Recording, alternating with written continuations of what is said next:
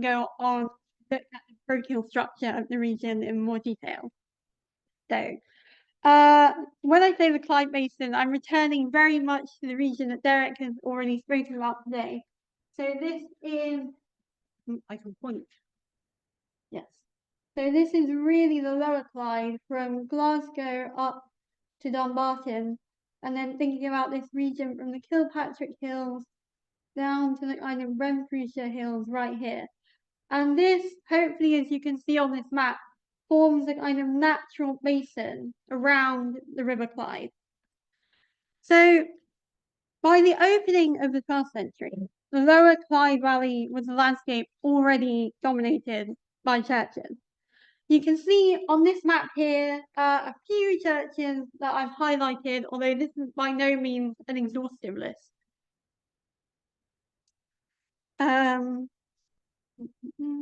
So the Clyde Basin and the wider southwest was of particular significance to David.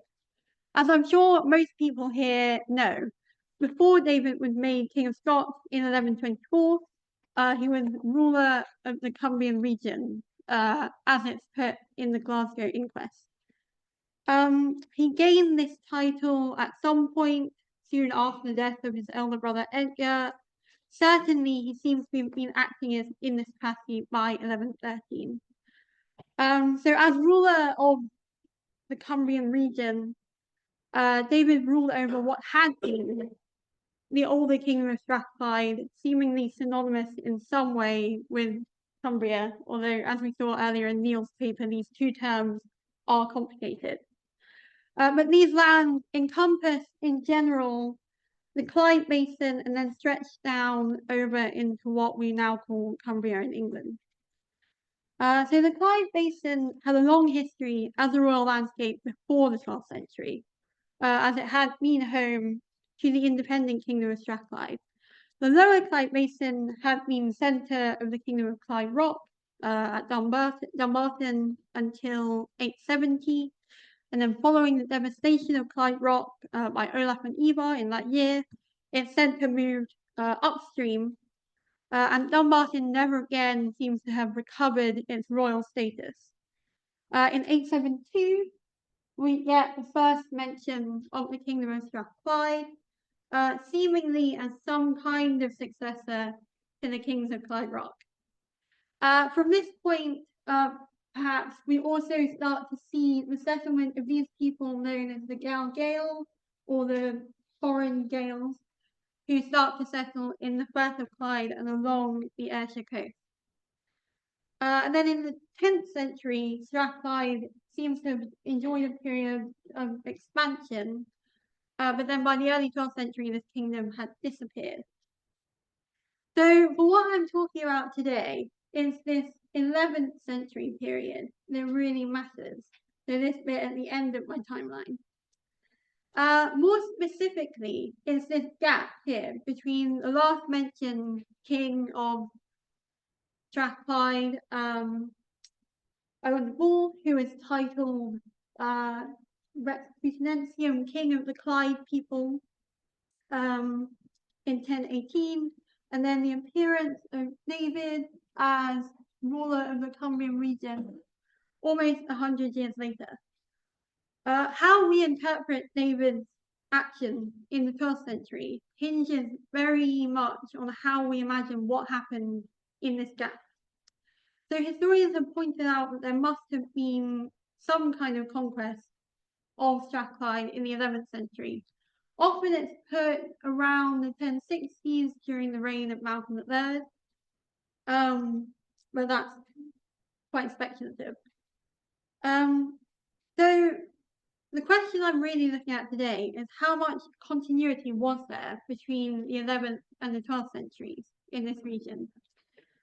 One of the central problems that underlies this whole talk and this whole question is whether we can actually expect local ecclesiastical structures to have survived in what seems to have been a complete absence of political authority in the later 12th century. No, the later 11th century, sorry.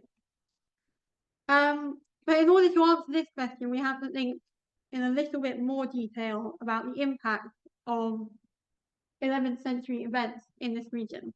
So that's what I'm going to go and do now. So one important source for the church in the 11th century is the Glasgow Inquest. And this is a somewhat enigmatic document which describes an inquest into the properties of the Cumbrian diocese undertaken by David and powerful men of the region, maybe around 1120. The actual preface, which is kind of attached to the top bit of this document, could date from any time really from 1120 into the 13th century. So this document paints a pretty grim picture of the situation before David turned up. So it said that in Strathclyde, diverse insurrections arising everywhere not only destroyed the church and its possessions, but likewise wasting the whole country drove the inhabitants into exile. But luckily, God sent them, so i.e. the Cumbrians, David, to restore that pastoral care which too long they had lacked. And it's this last phrase here, the one about pastoral care, that is really interesting for me today. So I think it's probably true that the later 11th century must have been a time of rapid and really quite bewildering change for the people who actually lived in the Clyde Basin. Strathclyde seems to have gone from being a perfectly normal functioning kingdom in 1018 to seemingly disappearing, probably facing conquest by the Scots maybe in the 1060s. So the preface is a nice piece of Glasgow propaganda, but given its vested interest in promoting Glasgow's importance, I don't think we can necessarily believe that there was a complete absence of pastoral care before David turned up. In fact, I would argue that there are indications of a church organization that survived through the 11th century and into the 12th. And so the ecclesiastical structures that emerged in the later 12th century were based really quite closely on structures that had existed before David I ruled. So this is the wider kind of southwest region. So even if the Cumbrian Sea was inactive for periods in the 11th century, this does not necessarily mean that there was no provision for pastoral care in the region. I think the fact that the southwest came in the 12th century to be very much dominated by two bishoprics can blind us to the possibility of other bishops acting in this region before the 12th century. So if we look more broadly across the southwest, it's from this decade, so the 1120s, that we start to see a solidification of two episcopal centres. So we've got Glasgow in the north and then Whithorn in the south. It's in 1128 that we get a notification of the Bishop of Whithorn for the first time since 833. And this was probably revived by Fergus of Galloway in a kind of some ways mirroring David Datchin in Glasgow. So in the 12th century, these two bishoprics would really come to dominate the southwest between them. But I think in the earlier in the 11th century, there may have been more influences from other churches in the wider kind of Irish Sea region. So maybe at Fingal on Bute there, and then also potentially from bishops based in the Isles. Although I don't have too much time today to get into that. My point is that there could well have been other bishops acting in the Clyde Basin in the 11th century, despite what the preface to the Glasgow Inquest might say. Glasgow was not being established in a vacuum by David. But having looked at the 11th century, I want now to return to the 12th century here. So one of David's most significant acts was moving the seat of the bishops of Cumbria to Glasgow. Originally, when David became ruler of the Cumbrians, there was no bishop based at Glasgow. We know that there had been bishops of the Cumbrians in the 11th century, and it seems that by about 1120, the Cumbrian diocese had been moved to Glasgow, in a move that was spearheaded by Bishop John of Glasgow and David I. It's from this period in the 1120s that we start to see John being titled specifically Bishop of Glasgow rather than just Bishop in general. So before this, Glasgow seems to have been a pretty minor church. And so David and Bishop John were together doing something quite innovative when they elevated this church to the status of a diocesan centre. So in 1136, David held a ceremony consecrating his new cathedral at Glasgow. This was the culmination of his and Bishop John's work to restore this diocese in the decades previously. At some point before 1136, but after 1128, David gave the Church of Govan to Glasgow. And you can see here on screen a little section of that charter witnessed by some very important southwestern northern English people. Govan, as I'm sure many people are aware, has a very impressive collection of early sculpture, dating from roughly the 9th into the 11th centuries. A number of scholars, in particular Stephen Driscoll, have argued that in giving Govan to Glasgow, David was stamping his new authority over what had been perhaps one of the central churches of the previous Kingdom of Strathclyde. But Govan was not the only church that David gave to Glasgow. He also gave the Church of Renfrew to Glasgow. And Renfrew had previously belonged to Paisley. Paisley, as we have already heard, became an important and major abbey in this region from the mid-12th century onwards. So we know that David gave Renfrew to Glasgow because in the 1180s, Glasgow was very anxious to safeguard its hold over the Church of Renfrew because they thought it might be threatened by Paisley. So in a letter of 1186, and that's what you can see on screen here, Pope Urban confirmed Glasgow's possession of Renfrew. He said that Glasgow's possession went back to David I's reign, and specifically here to the incumbency of Bishop John. So that's from between 1114 and 1147. And this letter says that the Church of Renfrew had originally been built in the parochia of Paisley, but then was subsequently given to Glasgow by David. So here are two maps that just summarize in visual form what I've just said.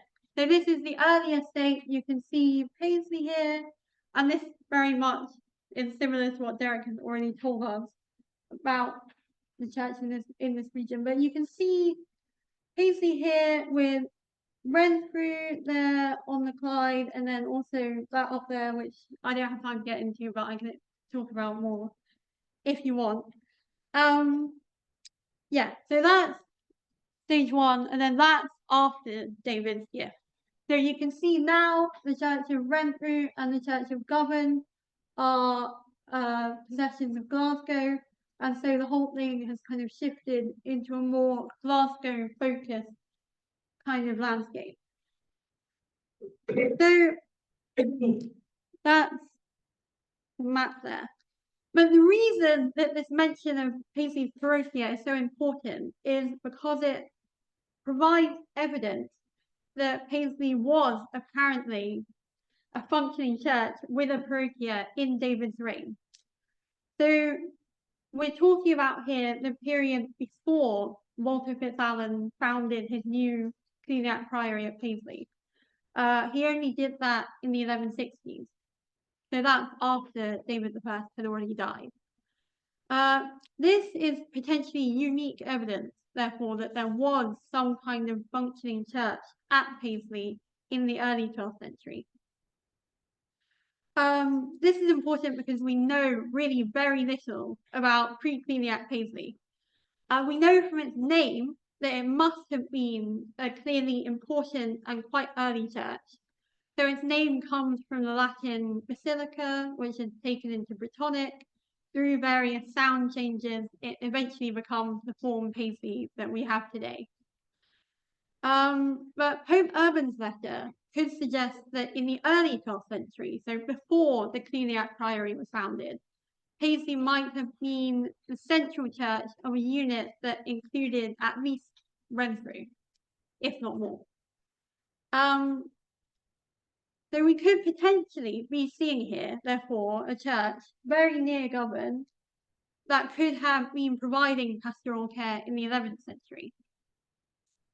So in Thomas Clancy's discussion of the Scottish Church before the 12th century, he has suggested that parochial care could have been delivered before the creation of formal parishes. So he posited a model with mother churches ministered by itinerant priests with dependent chapels. We might potentially be seeing that at Paisley, with Paisley being a mother church with Renfrew as its dependent chapel. Although that wouldn't be an enormously huge parochia. This is interesting because it suggests that that Paisley might have provided a kind of point of continuity in the landscape as a central site. So from before David's reign, during David's reign, and then after, Paisley might have continued throughout that as a central site. So up to this point, I have highlighted ways in which David altered this landscape with the gifts of Govan and Renfrew to Glasgow. But in the final part of today, I want to highlight that we can also see key elements of continuity in this landscape, and probably continuity of church site as well. Okay, so in the last section, I want to turn now very quickly just to look at the development of parish churches in this region. I want to think not just about the location of these individual churches, but also the wider relationships that they exist within. So, very generally, in the 12th century, we see two developments in this region. So we see the establishment of a bishopric at Glasgow, which I've already mentioned, and we see the subsequent enforcement of the payment of teens by the bishops of Glasgow over the churches in their diocese. And this is a very important and new development from about the mid-12th century. The second development we also see is the growth of Paisley Abbey into a powerful monastic institution. Both of these things contributed to the formalization of parish boundaries probably in the late 12th century. But I'll talk about teens first, because that's what's on my slide. So by Malcolm IV's reign, so probably between 1153 and 1165, teens, or time in England, were coming to be made compulsory in the Diocese of Glasgow.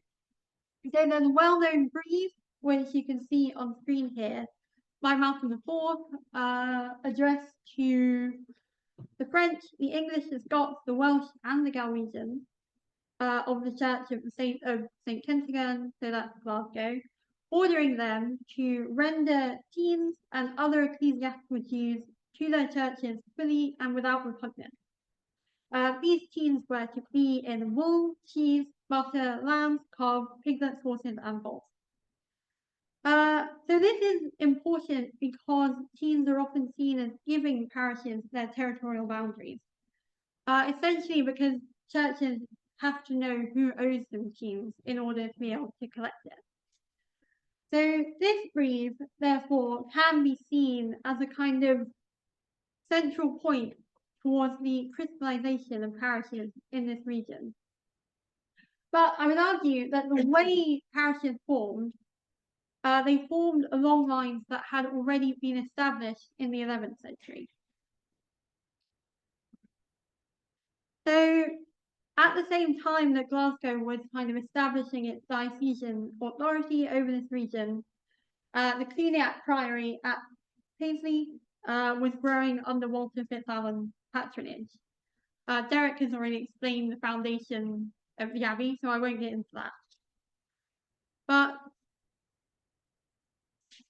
this is really, the establishment of Paisley is really one of the most significant changes in the landscape that we see in the 12th century. This grant by David I of large chunks of land on the south side of the Clyde is very significant. So although there are no surviving charters from David to Walter FitzAlan, we know there are charters by Malcolm IV which state what Walter was given. So we know that Walter's new lands, which it's not clear exactly when David made these gifts, but some point between 1136 and 1150 would be safe. So Malcolm's charters stated that Walter's new land centered around Renfrew, as Derek already showed us, and then extended into the valleys of the White and the Black Cart rivers, if I can get that to work. Yeah. So kind of down there into Strathgripe and down that way along the White Cart. So these lands were Paisley, Renfrew, Pollock, Cathcart, Drips, Men, and Eglesham, and then Lochwinnock over there. And we can tell by the names of these places, which are a mixture of Old English, Brittonic, and also maybe Gaelic, that they must mostly predate Walter's time. And what is noticeable is that it's largely these places which appear later as parish churches.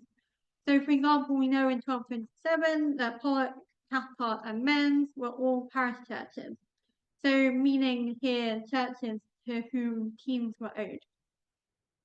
This, to me, suggests some continuity between the 11th and into the 12th century. And the possibility that despite the kind of changing of hands between all of these lands, the essential form of the parochial landscape as it would come to be crystallized in the late 12th century had already been formed by the beginning of the 12th century. So with what would come to be parish churches were essentially already central places in this landscape before David's reign. An example of this would be the Church of Pollock, there, where Gilbert Marcus has pointed out that the Church of Pollock was dedicated to St. Convall.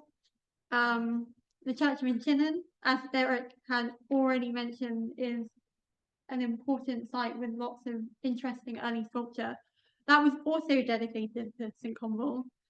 And so we can therefore posit a kind of older link, potentially, between Inchinnan and Pollock.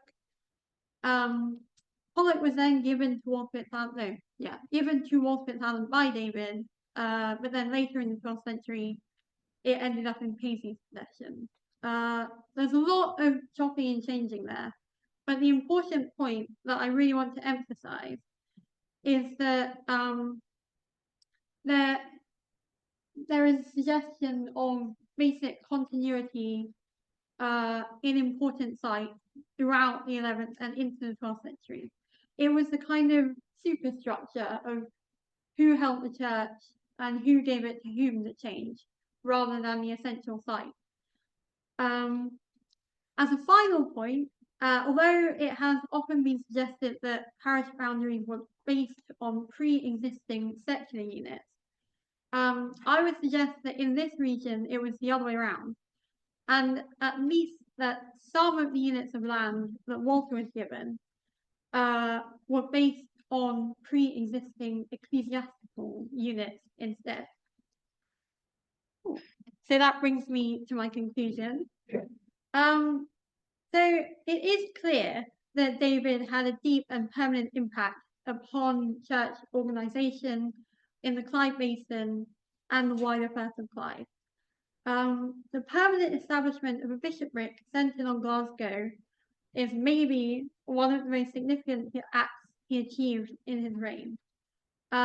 His active promotion of Glasgow before and during his reign as King of Scots fundamentally shaped this region and the way it would develop in the time of his grandsons Malcolm and William. However, that being said, there are clear traces of earlier ecclesiastical organisation, both at an episcopal and parochial level. This is important considering the dearth of evidence from this region before David's reign. I would suggest that tracing the roots of the parochial organisation that later evolved can perhaps help to shed some light on the period immediately preceding the annexation of Strathclyde by the Scots. And I would suggest that even if we can't find secular elites from Strathclyde, we can maybe find ecclesiastical ones. Thank you.